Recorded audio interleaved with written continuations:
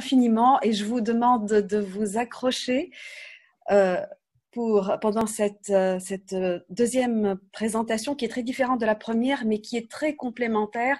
Et si c'était à une heure plus tôt, ça aurait été vraiment très stimulant parce qu'elle est très complémentaire de ce que vient de présenter Dr Razgalla. Donc voilà. Donc, je vais vous parler de l'expertise scientifique partant d'épidémies émergentes. Et donc, aujourd'hui, l'humanité fait face à une menace épidémique secondaire à un virus émergent. Chaque pays doit prendre des décisions visant à protéger la santé et la vie des citoyens tout en protégeant l'indépendance et la pérennité de l'État. Il faut agir et agir vite. Ce sont des décisions politiques lourdes de conséquences. Les répercussions sont à la fois individuelles en termes de maladies et de mise en jeu du pronostic vital, mais également collectives en termes de répercussions sociétales et économiques sur les pays. Les politiques se tournent vers des personnes ou des institutions possédant une connaissance pour s'informer et prendre les décisions adéquates, et le politique cherche à fonder scientifiquement ses décisions. Mais le public également cherche l'information pour comprendre le problème posé par l'épidémie, comprendre les décisions prises par les politiques et éventuellement pouvoir en critiquer les répercussions. Donc il y a un besoin d'une expertise multidisciplinaire.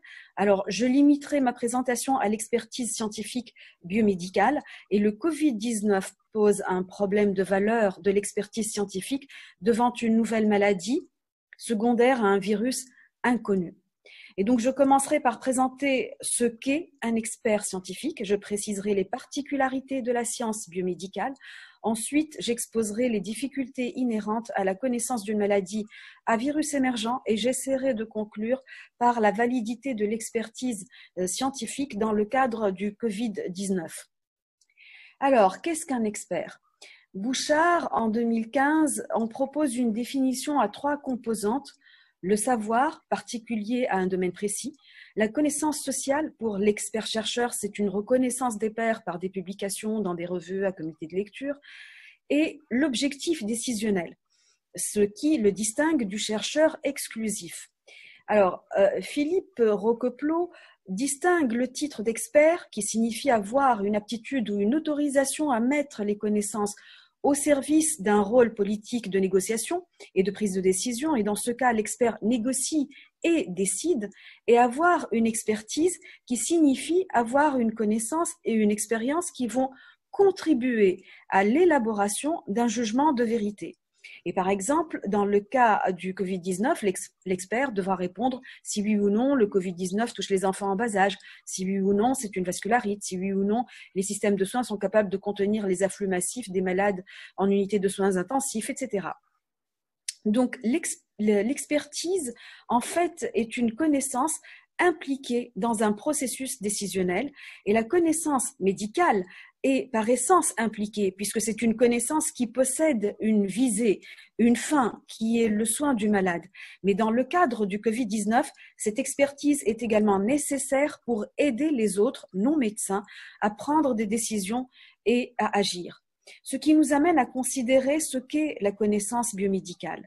Alors le problème du vivant, c'est qu'il est variable.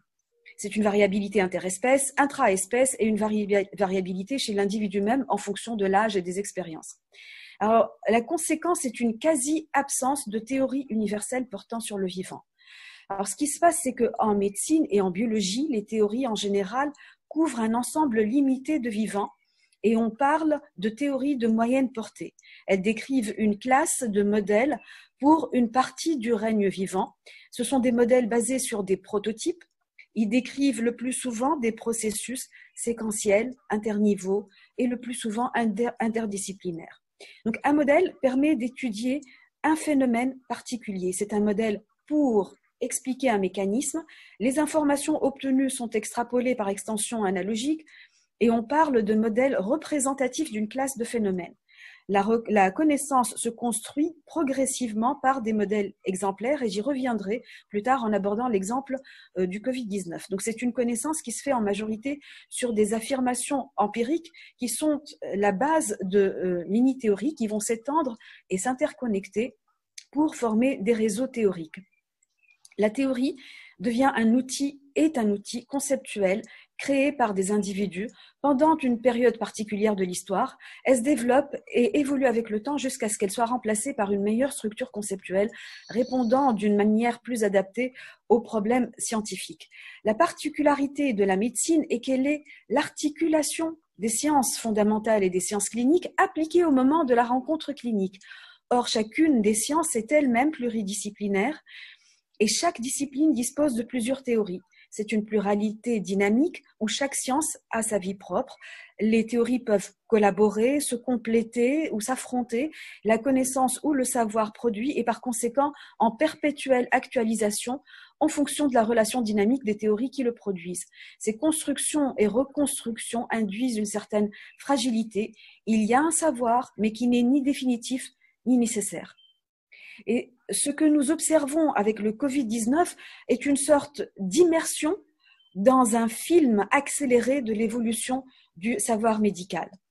Alors, les difficultés inhérentes à une maladie à virus émergent, dans ce contexte actuel, nous devons faire face à deux types de problèmes. Des problèmes ontologiques, donc à quelle entité avons-nous affaire, et des problèmes épistémologiques, quelle est la valeur de cette connaissance, comment l'interpréter, que pouvons-nous en conclure, que nous permet-elle de faire? Alors je commence par quelle entité? Alors nous avons deux entités, deux éléments. Le virus, le SARS-CoV-2, il faut l'identifier d'une manière phylogénétique, quelle famille, quelle séquence, quelle différence avec les parents proches. Cette connaissance permet alors d'identifier son réservoir, ses éventuels hôtes intermédiaires, son mode de transmission, sa viabilité, etc. Et la maladie, le COVID-19, donc il faut identifier le mode de contamination, les différentes phases de la maladie, les facteurs de gravité. Il faut également identifier les lésions anatomopathologiques, les troubles fonctionnels, les anomalies biologiques, les images radiologiques, pour comprendre la physiopathologie, ce qui permet de comprendre le mode d'action du virus à l'intérieur de l'organisme, ses éventuelles cibles cellulaires, voire moléculaires. Le but est de trouver un moyen pour contrer et stopper la propagation et la réplication du virus et proposer un éventuel moyen thérapeutique. Alors, que faire de cette connaissance? Au fur et à mesure de cette acquisition de connaissances complexes, multiniveaux, multidisciplinaires, il faut procéder à son interprétation pour expliquer les phénomènes observés et prédire et anticiper l'évolution future. Les premières constatations sont analysées par les statisticiens, les bioinformaticiens pour produire des rapports et proposer des éléments de prédiction future. Le virus est nouveau, la maladie est nouvelle, tout est à découvrir, tout est à construire.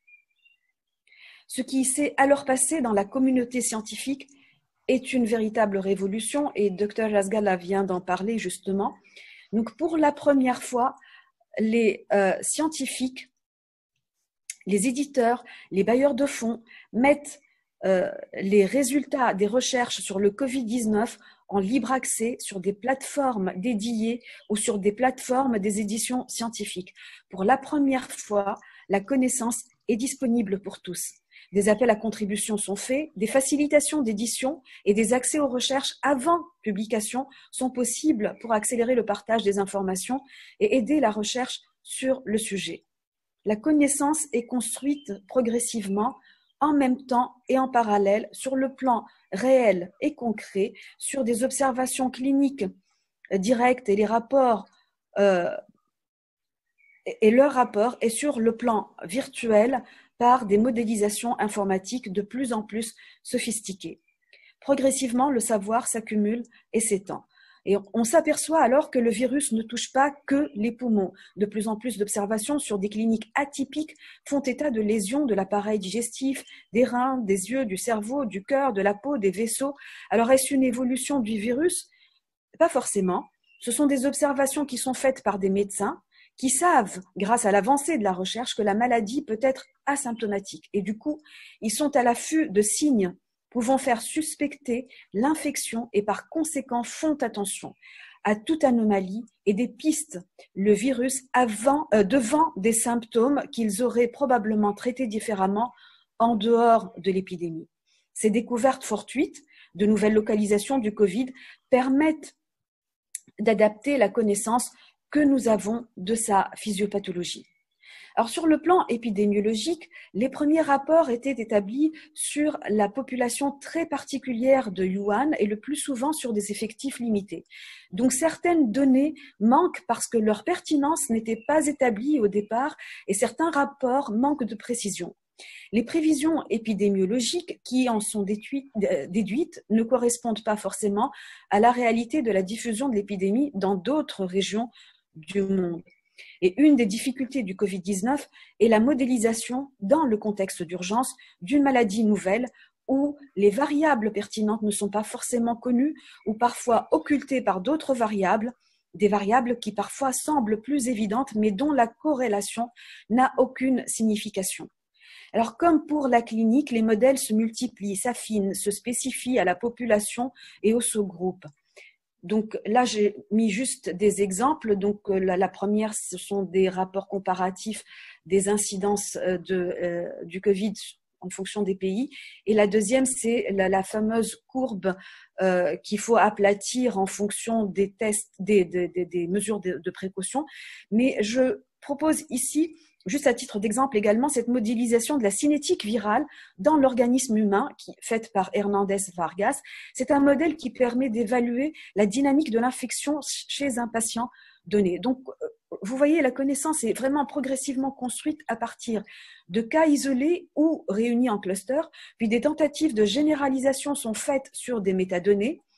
Alors, l'apparition de nouvelles symptomatologies et de nouvelles atteintes remet en question ce qui était admis et appelle à reconsidérer les acquis. Et a posteriori, des prédictions ne sont pas forcément vérifiées et certaines attentes ne se concrétisent pas. Tout ceci montre l'intérêt du modèle exemplaire dans les sciences médicale. Le patient individuel est en soi un exemple clinique de processus pathologique et la généralisation permet de décrire la maladie. Une théorie en pathologie peut être construite comme une famille de modèles chevauchés ou juxtaposés à partir d'un ensemble d'exemples de patients. Ce double étalage, l'un dans le modèle biologique classique et l'autre dans la population de patients, requiert que le clinicien travaille avec un raisonnement analogique et au mieux comparatif, connectant des principes de physiopathologie. Les principes de physiopathologie constituent les formes biomédicales de la généralisation symbolique. Ces généralisations articulent des similarités partagées dans une population et parfois à travers une variété d'organismes. Elles fournissent des explications dans les sciences biomédicales en dépit des différences et c'est ainsi alors j'ai mis aujourd'hui, mais c'était le 14 avril, lorsque j'ai écrit cette partie du texte, nous pouvons estimer donc que le Covid est une pathologie vasculaire ou une vascularite. Mais les généralisations peuvent échouer car elles représentent seulement une correspondance partielle en raison de la variabilité justement individuelle. Alors le maître mot de cette épidémie est l'incertitude. La connaissance évolue au jour le jour, l'afflux des informations quotidiennes est massif, l'absence de contrôle et de relecture des travaux laisse passer des résultats douteux, l'absence de vérification et une méthodologie possiblement pas très rigoureuse mettent en doute certains résultats.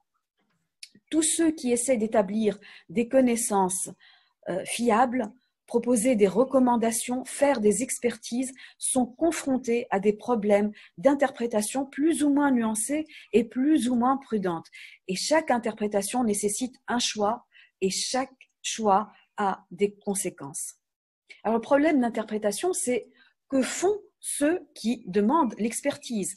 Et là, je reprends une très belle démonstration de Brown qui pointe le doigt sur les différences dans l'interprétation de la même information entre les décideurs de différents pays ou entre des experts. Il s'agit en fait d'une variabilité dans les gouvernances liées à des différences d'interprétation du risque. Et Brown explique que cette différence de gestion du risque est inévitable et qu'elle fait suite à des différences institutionnelles qui répondent à des logiques déterminées par des relations entre l'autorité, la transparence et le d'authenticité. En d'autres termes, elles sont influencées et reliées à la relation de confiance dans les professionnels de santé. Une relation qui évolue de passive, aveugle à active, critique. Cette différence d'interprétation du risque serait liée à la valeur attribuée au nombre et à la manière particulière de les considérer. Et donc valoriser le risque du Covid-19 passe par une catégorisation des personnes, des événements et des conditions de la maladie. En voici quelques exemples. Alors, un des éléments clés dans l'épidémiologie du Covid-19 est la mortalité. Le nombre de 3% en Chine fin février a permis la justification de la différence de l'épidémie avec la grippe saisonnière et la grippe H1N1. Sauf que, suite aux différences avec ceux de la Corée du Sud et de l'Italie, l'intérêt s'est porté sur le dénominateur et sur le nombre de cas reflétant mieux la diffusion du virus. Par ailleurs, le nombre de l'Italie doit être tempéré par l'âge de la population italienne, qui comporte le plus de personnes de plus de 65 ans en Europe, le moins de personnes âgées vivant seules, les concentrations dans certaines régions particulières, les débordements des services de santé, etc. Cette différence d'interprétation du risque aboutit à des disjonctions entre les rapports sur le terrain, qui mettent l'accent sur les morts et sur les exemples des jeunes en unité de soins intensifs ou mourants, et les rapports épidémiologiques qui mettent l'accent sur le risque relatif des personnes âgées. Alors, la conséquence est une double distinction entre une majorité et une minorité relative. Les normaux, entre guillemets, avec une sécurité relative contre les autres plus vulnérables, une minoration du risque pour les jeunes et une qualification du Covid comme une grippette contre une marginalisation des plus âgés. Alors, de la même façon, le cadre temporel est un facteur d'une appréciation différente de l'épidémie. Le meilleur exemple est l'opposition entre les recommandations à agir dans l'urgence prônées par l'OMS et l'attitude à long terme d'une acquisition d'une immunité de groupe ou la herd immunity sur de nombreux mois prônés par les Britanniques, assumant que la mort est une partie regrettable de l'épidémie. De la même manière, le cadre spatial a également au départ joué un rôle de différence d'appréciation. Le virus chinois, l'Asie, c'est loin, ce n'est pas grave, c'est chez les autres, ce sont des cas rapportés, le danger vient de l'extérieur, il suffit de fermer les frontières, puis l'épidémie s'est rapprochée et s'est installée chez soi et c'est devenu grave. Donc, outre la valeur, les prédictions probabilistes nécessitent une abstraction qui permet de sortir les nombres de leur contexte. Et cette abstraction exclut la personne et son humanité. Les perdants de l'épidémie sont les personnes âgées. Leur catégorie est la plus à risque au cours du Covid-19, c'est ce qu'on avait dit, c'est ce qui a été dit au cours de la seconde présentation. Donc c'est une catégorie relativement minoritaire et fragilisée par des pathologies chroniques. Or, quantifier le coût d'une maladie et quantifier la vie en quantité de temps. C'est choquant, hein? Mais comme le dit si bien Broadbent, le coût du Covid-19 sur la santé de la population n'est pas simplement matière de combien elle tue, mais de qui elle tue. Et ce sont les seniors, les aînés des familles, les aînés de la société qui vont partir. Donc la valorisation ou la dévalorisation du risque lié au Covid-19 induit une légitimation ou une délégitimation de certaines décisions ou actions.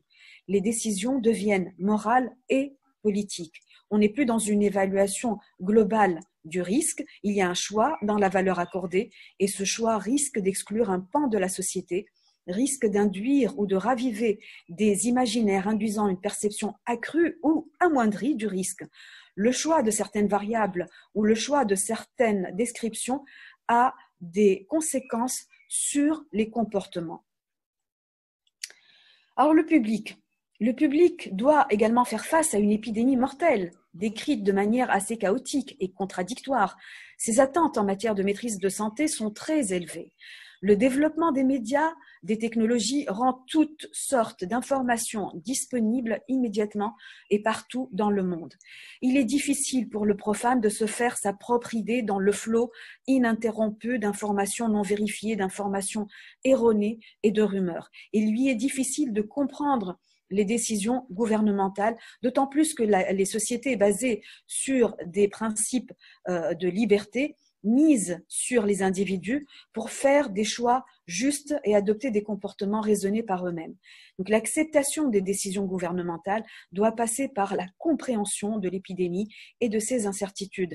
Elle doit passer par une connaissance profane, simplifiée, mais qui permet en même temps une attitude critique, éclairée, pour pouvoir adopter un choix raisonné. L'expert est situé à cette interface entre le politique et le public, entre informer en vue de prendre une décision et éclairer en vue de comprendre la décision.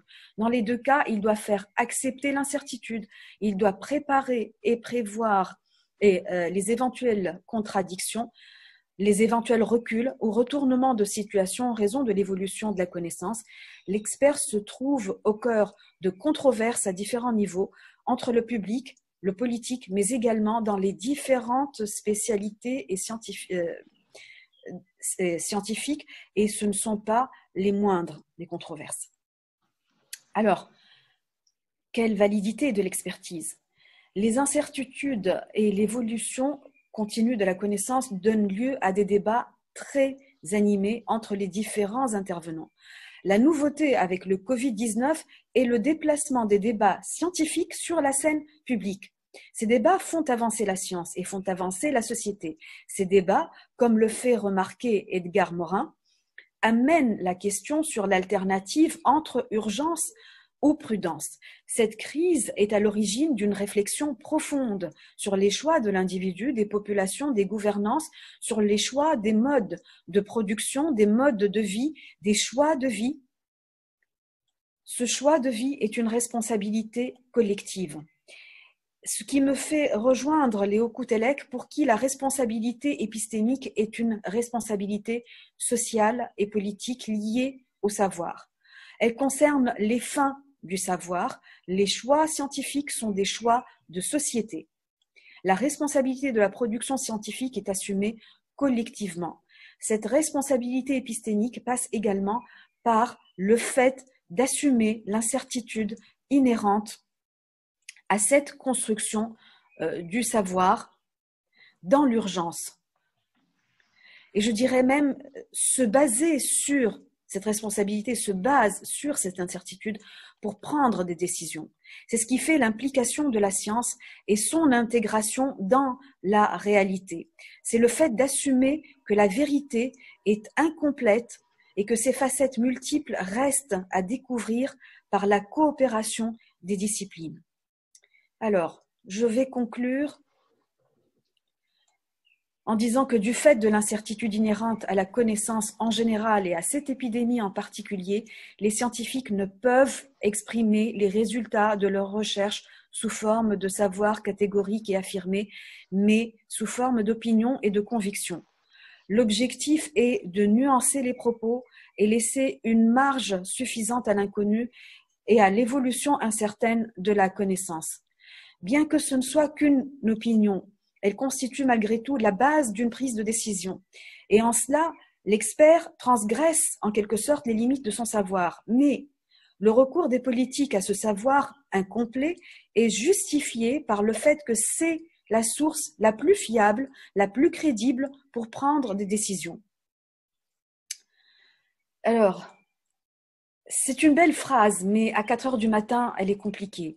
C'est une phrase de Philippe Roqueplot qui dit « Cela fait obligation aux scientifiques de répondre aux n'osant dire ce qu'ils pensent sur la base de ce qu'ils savent, quand bien même ce qu'ils disent ainsi ne saurait être considéré comme l'expression directe de ce qu'ils savent. » Alors, pour faire simple, on sait, on ne sait pas tout, on ne sait pas bien, et ça, il faut avoir le courage de le dire et de le faire savoir. Ce virus impose une grande humilité scientifique et cela également fait partie de la responsabilité épistémique.